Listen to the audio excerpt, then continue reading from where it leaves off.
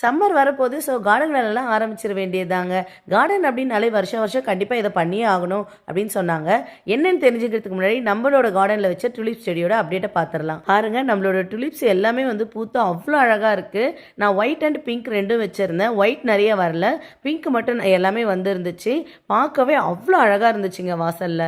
கார்டனில் ஒரு வருஷமும் கண்டிப்பாக என்ன பண்ணணும் அப்படின்னு பார்த்தீங்கன்னா, செடி வைக்கும் போது நம்ம வந்து அந்த மண் சரிஞ்சு போகாமல் இருக்கிறதுக்காக இந்த மாதிரி மல்ச்சு போடுவோம். மல்ச்சுங்கிறது வேறு எதுவும் இல்லைங்க, மரத்துகில் தான். இதை போட்டு வச்சுருப்போம். அது வந்து எல்லா சீசன்லேயும் வந்து மழை, வெயில், அப்புறம் வந்து பனியெல்லாம் பட்டு அப்படியே அந்த கலர் வந்து சேஞ்ச் ஆகிடும். ஸோ ஒரு வருஷமும் நம்ம வந்து இதுக்கு மேலே ஒரு லேயர் வந்து போடணும். அப்போ தான் வந்து பார்க்கவும் நல்லாயிருக்கும். இது இந்த வருஷம் நாங்கள் பண்ணலாம் அப்படின்னு சொல்லி தான் ஸ்டார்ட் பண்ணோம். இது ஃபஸ்ட் டைம் அப்படிங்கிறதுனால எத்தனை பேக் வந்து தேவைப்படும்னு தெரியல. ஃபஸ்ட்டு வந்து நாங்கள் ஒரு 10 பேக் வந்து வாங்கிட்டு வந்தோங்க.